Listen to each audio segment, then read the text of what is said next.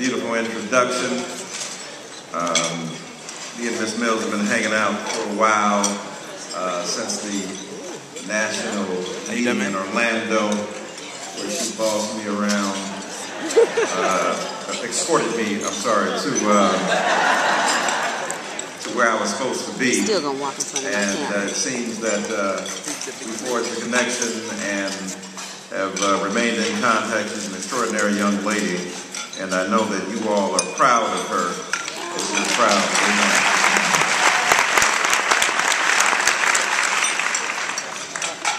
To all of these distinguished women, to the Social Action Co-Chair Lattimore, to Honorary Member Ms. Reed, to Bishop Vashti McKenzie, to Co-Chair Reverend Gwendolyn Boyd, to the National President, Cynthia M.A.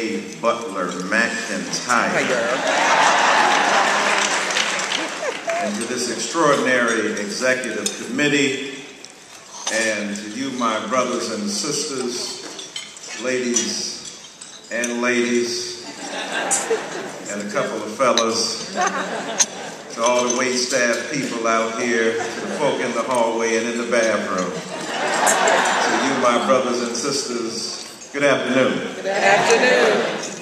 It is a real delight to be back here with the Deltas, in that beautifully turned phrase of that linguistic imagination of Miss Mills, this snowmageddon.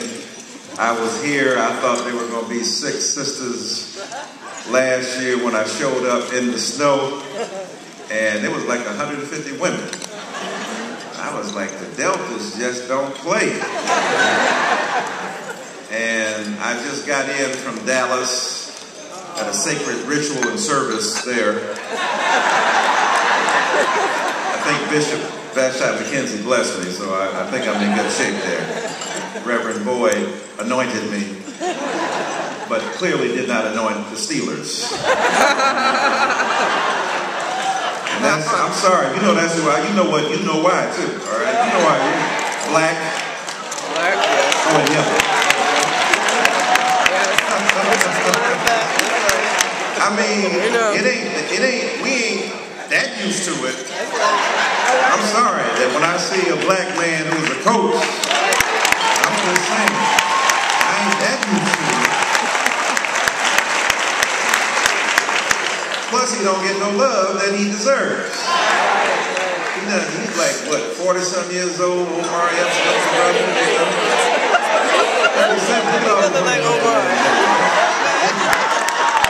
Utterly ridiculous. Here he is, 37, young man, taking him to the Super Bowl. Again, you know, twice. I got it. All right. I know that's your Bowl. And so, got from there, just got off the plane, came here, got to go to Grambling University.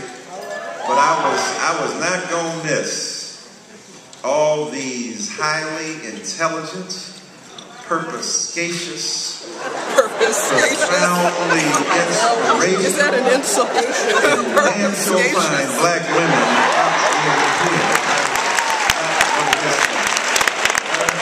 Now, I ain't judging nobody. I mean, you can choose who you want. It's a free world. We ain't in slavery no more. Got to tell some folk in the Confederacy still that they don't know that. Tell them. Celebrating 150 years of the Civil War. Want to reenact secession. And they want to challenge Michelle Obama for saying it was the first time she was proud. And they got people who celebrate the losing side that wanted to depart from the nation. Now, who is loyal and who ain't?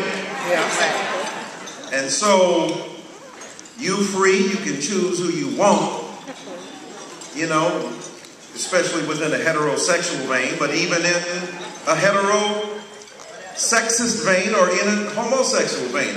Whatever floats your boat and fills your cup. But, having said that, as for me in my house, because you can get anything you want. in black women. What is the deal? Light, bright, almost white, chocolate charm, vanilla vitality, beige brutality. Brutal because it's just excruciatingly unkind on eyes that are not used to that kind of feminine charm. Clean it up. Yeah. Dark and lovely, blue-black, tall, short, skinny, thick, thicker than thick. Wow. Thicker than thick. I'm silly and beside myself right now. I have no idea what I'm supposed to talk about.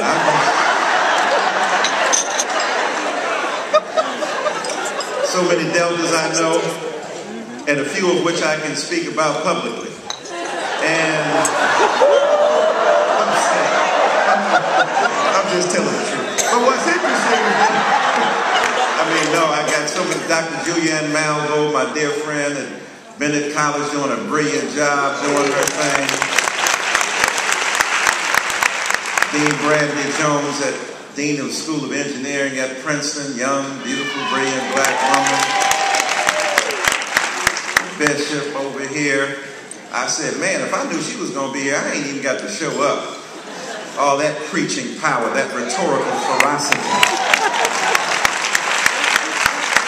That's just homiletical insanity right there, packaged. And Reverend Gwendolyn Boyd has been preaching to us. I know she's been preaching to y'all, but she's been preaching to me and Michelle Mills over here with that oratorical wizardry. I just said, I'm going to defer to you. I'm going to introduce you and let you spit at it.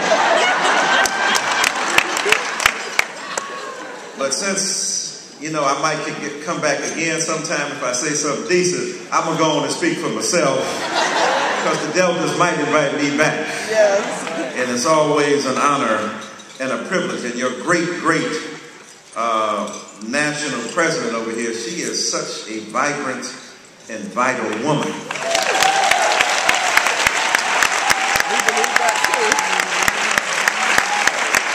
And it's good to have leadership like that because everybody can't claim that.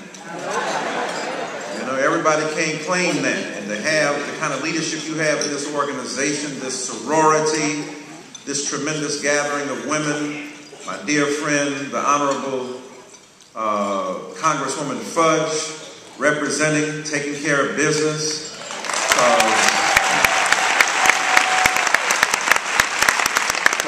We need help.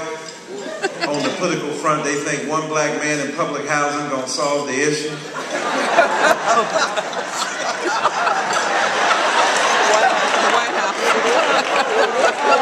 This is a nice crib. Don't get it twisted. But one brother can't do it.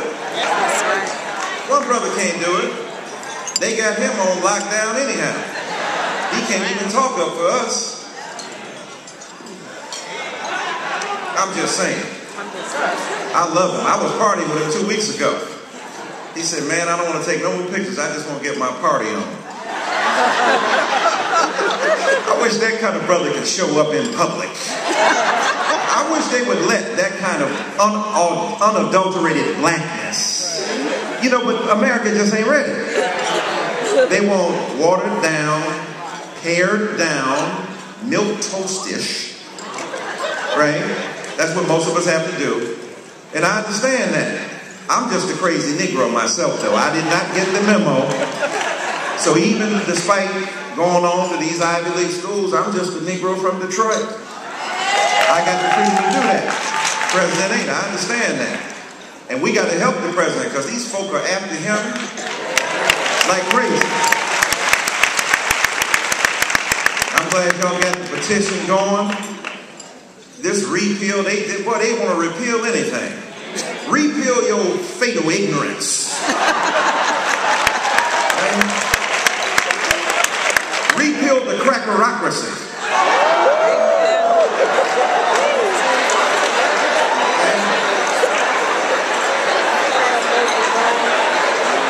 I'm talking about the vicious and militant white supremacist ideology that stains the imagination of American democracy. I'm talking about some specific folks. Rush Limbaugh, Yes. Yeah. Glenn Beck. Yeah. I mean, they just hateful, Yeah. mean-spirited. And in the open. And so, you know, we got to defend Obama long enough so he can defend us. We got to get him around to that. And we know it takes a minute, but we got to be on the case. Because one man or woman cannot do it all. We celebrate his brilliant and beautiful wife as well, Michelle Obama, First Lady. I mean, you know, they ain't had no First Lady like that. That's the shape of the future.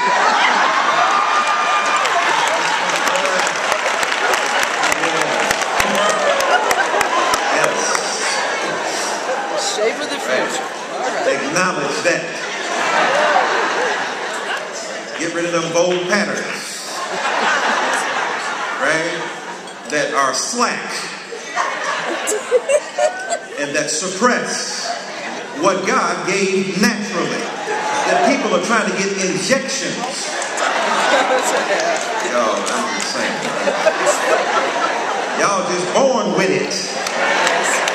The universe was shaped after your design.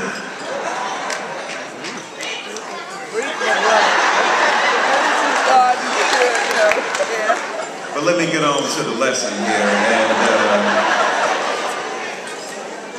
and to this extraordinary topic that you have here, advocacy in action, a stronger voice, a stronger presence. It is critical that black women in particular are advocates for social change. It is the case that black women have been the most determined and fiercely loyal advocates in our community. But you simply have not received your just due.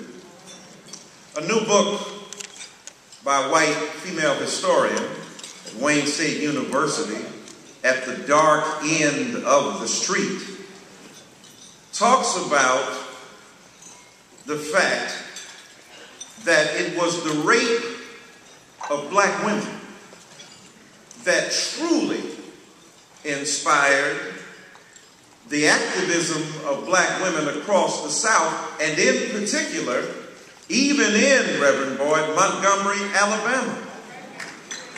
Rosa Parks wasn't no seamstress who happened to be on the bus with some tired feet. She had tireless feats, F-E-A-T-S, that she had already done. She was a radical and a militant. She was conscious of the need for social strategies to be deployed in tactics that would eventuate in social transformation.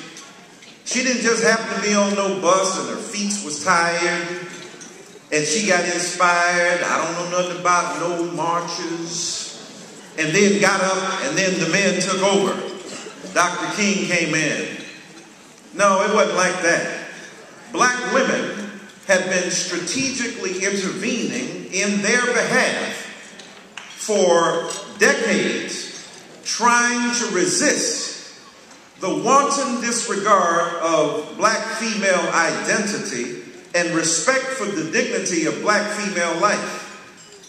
And the rape of black women led as poignantly and as powerfully as anything else to Rosa Parks' activism against the rape of black women that then sparked the bus boycott, because women were being taken off of buses and raped or harassed on buses.